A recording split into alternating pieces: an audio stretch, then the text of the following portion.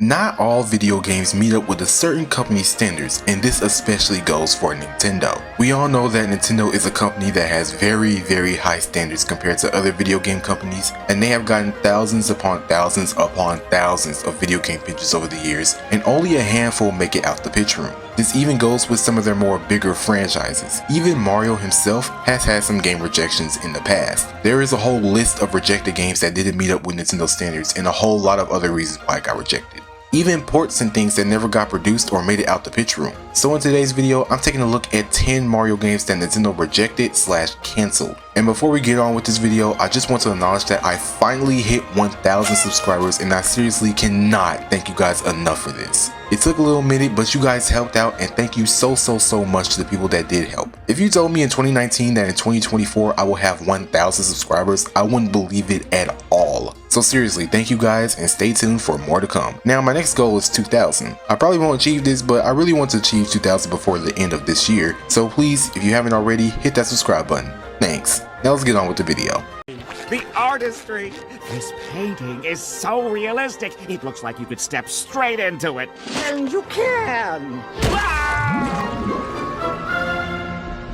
Whoa. First up in number 10 is the Super Mario's Wacky Worlds game. It was developed by the now defunct video game company Novalogic. A little backstory, the company Philips, who specializes in a bunch of different technology, got the rights to release games based on Nintendo's IPs on their CDI. A Nintendo sales executive basically gave Novalogic the idea to make a successor to Super Mario World exclusively for the CDI, and thus Super Mario's Wacky Worlds started development with Silas Warner and John Brooks as the game designers. They apparently worked 24 hours a day for 2 weeks, and now thinking about it, did they even get a minute of sleep? By then they only finished a part of one level to pitch to Nintendo. They were actually impressed at the work they did, but they made the decision to cancel it because the CDI was a commercial failure. While the game was rejected, the game was still being worked on. In fact, the game's final prototype was finished on March 3rd, 1993, and nearly the entire game was finished. As of today, there are 3 prototypes in circulation, one of which was sold on eBay for $1,000. Taking a look at some of the screenshots from the levels, the game actually looks pretty decent. In fact, had the CDI not failed, this could have been a great game for that, might even pass the game Nintendo developed. Even Mario's sprite in the game is not the same, but similar to his sprite in Mario World. So while it practically wasn't anybody's fault this game got cancelled, it was because of the failure of the console it was supposed to be on. And we've heard our fair share of video games being cancelled for that reason. Next at number 9, we got Mario's Mission Earth / Mario's Planet Quest. It was originally going to be for the SNES, and it's similar to the Mario Was Missing and Mario's Time Machine games, as it was going to be yet another educational game developed by the now defunct video game company The Software Toolworks. Virtually nothing is known about this game. The only thing I can scoop up is that the plot was going to be about Mario going to space and learning about the solar system. Well, if nothing is known about this game, how can we be sure if it even existed, you might be asking? Well, composer Mark Knight had the game listed on his personal website and on the list of a 2017 post on Kickstarter. Mark also worked on Mario's Time Machine, if that name sounds familiar to you. At number 8, we have the rejected Mario Rabbids crossover game. Did you know before the start of the Mario plus Rabbids series in 2017, Ubisoft pitched a similar Mario and Rabbids crossover game to Nintendo way back in 2010? Well, I shouldn't say pitched because Nintendo practically rejected it before an actual pitch. The original crossover game was a subversive and self-aware take on the Mario games. Concept art revealed that the game was going to have the Rabbids kidnap Bowser and Mario is the one to save them. Like I said before, this game was rejected before a pitch was even made because Nintendo didn't let third parties use Mario or any of their other IP back then. But hey, 7 years later we got to see an official crossover between the two series, and it went on to be very successful. Even gained a sequel which released in 2022. At number 7, we have the Mario football game for the GameCube. Yep, you would have officially seen Mario and friends play actual American football. Retro Studios wanted to make a football game similar to Madden but with Mario characters. Nintendo eventually rejected this idea, but not completely.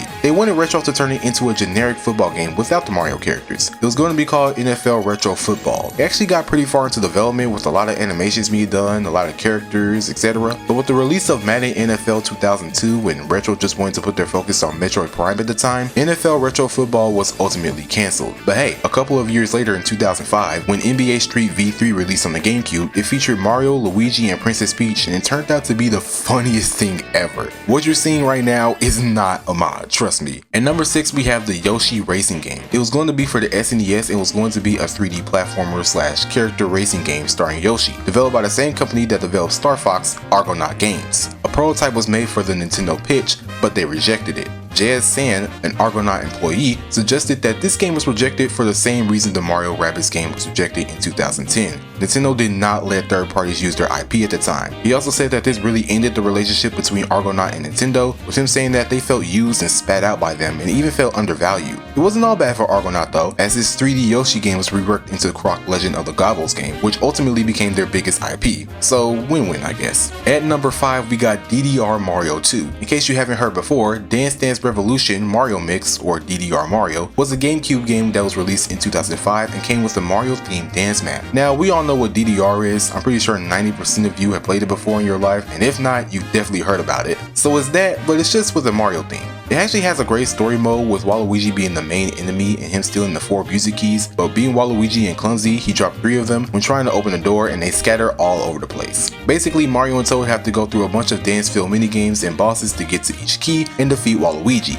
dance style. The game also has nearly 30 songs and you can choose between Mario or Luigi and has minigames and more. So that brings me to DDR Mario 2. This only became known about after an internal Nintendo spreadsheet from the Wii days was leaked in 2021. If you look at the bottom you can see DDR Mario 2 and under the game features it says not started yet, which is talking about the development. Like the original, it was going to be made by Konami, but to this day there has been absolutely no information on a sequel to DDR Mario. It's assumed that Nintendo just rejected it while it was in the concept stage because the original didn't really perform up to their standards. At number 4 we got a 3DS port of Virtual Boy Wario Land. Jules Watsham of the now defunct video game company Renegade Kid posted a picture of a mock-up of a VB Wario Land for the 3DS on Twitter nearly 11 years ago. A couple of years later he revealed that he actually made a pitch to Nintendo to make a colorized version of VB Wario Land and a bunch of more colorized versions of other VB games for the 3DS. A pretty simple and nice idea, but for unknown reasons Nintendo rejected the pitch. I personally think it would have been a good idea because, you know, the Virtual Boy didn't perform too well, but remaking these games could have opened the eyes of that new generation to these games. But Nintendo apparently didn't think so, and Jules even thought about if it was because Nintendo didn't want to remind people of the Virtual Boy. That really just made me think about how badly the Virtual Boy did perform to not want to be reminded of it at all. Speaking of the Virtual Boy, at number 3 we have Virtual Boy Mario Land or Mario Adventure. Yep, there was going to be a sequel to Super Mario Land 2 for the Virtual Boy. The game was actually well into development with there even being a playable demo at the Winter Consumer Electronics Show in 1995. Making use of the Virtual Boy's gimmick, it was going to be a 2D game that uses some 3D parts. It was really just like any other 2D Mario. The official plot wasn't revealed, but screenshots revealed this Wario figure that looks like it functions as a swap, so it had to evolve Wario somehow. Another screenshot reveals that it was going to have some Zelda-inspired overhead views in some levels. It was also going to have a minigame that was based off of the 1983 Mario Bros, but that ended up releasing as Mario Clash. There's a couple of reasons why this got cancelled. One, it was cancelled so Mario Clash can just be released as its own game, and 2, the Virtual Boy was such a failure that Nintendo just scrapped it altogether.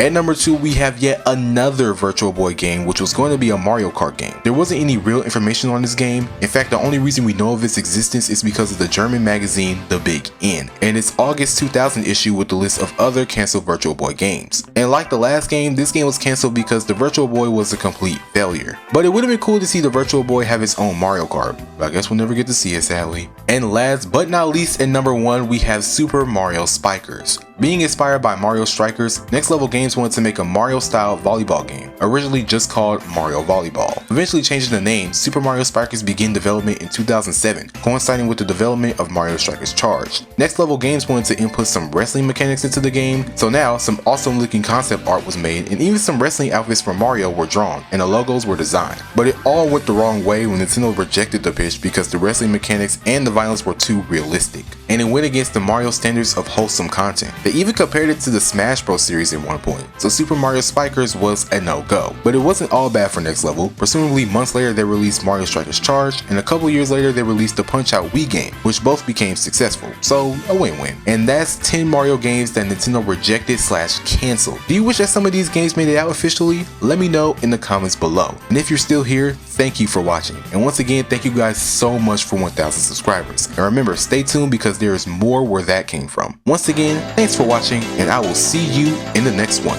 Peace.